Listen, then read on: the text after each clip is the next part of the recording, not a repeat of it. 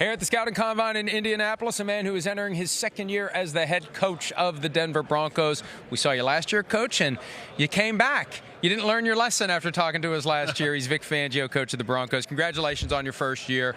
A lot of good, right? And I'm sure some areas of improvement as you go into year two. But all in all, I think the Broncos are moving in the right direction. I hope so. You know, we've ended the season on a good note, winning 4 of the last 5. We had some tough losses earlier in the season, and the guys were resilient, kept moving forward, didn't cave to the disappointment of some of the losses that we had, and thought we ended the season on a strong point, and I think the guys are in the right frame of mind moving forward. Toughest loss to overcome had to have been the one in Minnesota, up 20 points at halftime. What was the key to getting the guys to put that behind them?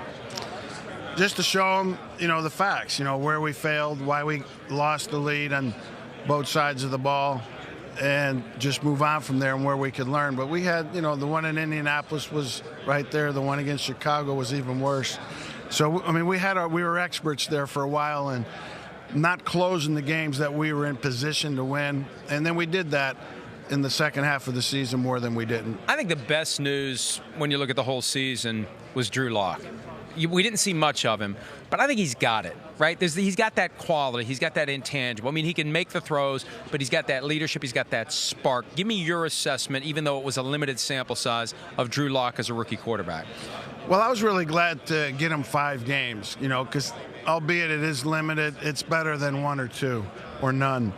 And he was all in right from the get-go. I think the biggest thing I think Drew getting hurt really helped him and helped his career, because he hurt his thumb on his throwing hand, which is a serious injury for a quarterback.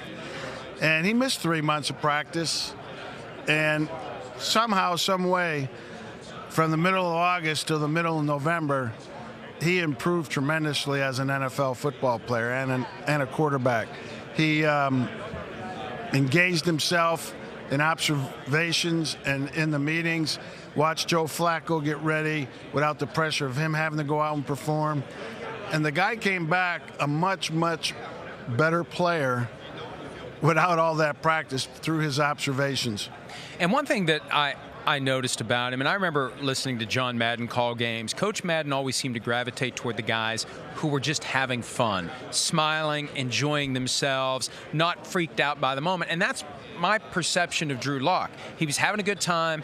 The moment's not too big for him. He knows he belongs, and everything just flows from that. I think it's true. I mean, the one game we did lose in his 5 was against Kansas City in Kansas City, and we really struggled that day. We lost 23-3.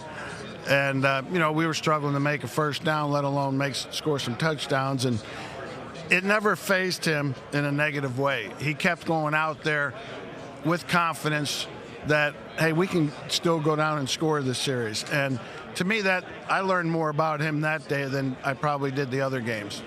We had Von Miller Super Bowl week, and we talked to him about Patrick Mahomes, and he told us one of the things Mahomes does when he gets the ball, he just drops back and back and back and back and makes it just harder to get to him. I mean, you've had a chance to see him one full game and part of another, because he was injured in the Thursday night game that he played in Denver. What have you picked up from having a chance to study him directly, to watch him on film? And I know you don't want to disclose a lot of your secrets about how you plan to defend him, but is there anything you can pick up from seeing what he does to try to harness him, corral him, and limit him? I think limit's the more right word to use than to corral or harness. He's hard to do that too. He's a very talented guy. The one thing I think people miss when they talk about him is because he's so talented and everybody is taken back by that. But this guy sees the field very well and makes great decisions. You know, some people like to look at him as a gunslinger quarterback, but gunslingers throw interceptions. He doesn't. So, I mean, we got a rare guy on our hands here that the NFL is fortunate to have. We're unfortunate to be in his division. But been there before. When I first came into the league, Montana was in our division, followed by Young, and we all dealt with Aaron Rodgers for a long time. And this guy is has taken all those mantles over. And it sounds like the challenge for a team like that is you just got to outscore them. And you're developing the offensive talent. You've got the receivers. You've got the quarterback. You've got the tight end in Noah Fant. You've got Phillip Lindsay. You've got the potency offensively. And I know a defensive guy may not relish that, but if you're going to play the Chiefs, your best chance to beat them may be to put more points on the board than you know they're going to. Well, you're going to have to some degree. I mean, you want to slow them down somewhat, but that's a chore in and of itself. But they've lost 9 games in the last 2 years, and one of them was the winning team scored 29. The other 7, they were between 31 and 54. So I think that paints a pretty good picture to what you're alluding to. You're going to have to score some points. What do you coach your defensive players to do when a quarterback runs? Because, you know, I've noticed like in the Tennessee-Kansas City AFC Championship game, and I've seen it throughout the year. I saw it in the XFL over the weekend. Philip Walker got toward the sidelines, P.J. Walker now, and slowed down like he was going out of bounds and then pulled the okey doke and ran for another 12 yards. What do you tell your guys to do when the quarterback's running the football? Well, we take a good look each and every week what the quarterbacks do in those situations. Are they quick to slide? Are they quick to go out of bounds? Or are they somebody that's going to compete and try and get some extra yards? So we try and prepare them for that, knowing that it's not guaranteed one way or the other. So, and the defensive players are put in a tough spot in those situations because the minute they let up, if the guy doesn't go down, take a slide or go out of bounds, they can look pretty bad. So, but we try and study that. What's the best defense that you believe you've ever coached all these years in the league? What's the one that you think back on and say that was my best performance? Those 3 years we had in San Francisco we had really good players, guys that enjoyed playing with each other, enjoyed being coached by us. Those 3 years were really good. My last season in Chicago, we were really, really good. You know, we kind of did everything. You know, we took the ball away, we stopped the run, we rushed the pass. You know, we had a great team. Now, that was only for one season. We were building up to that. You know, did a nice job building a defense there. And then we added Khalil Mack and Roquan Smith, and that put us over the top.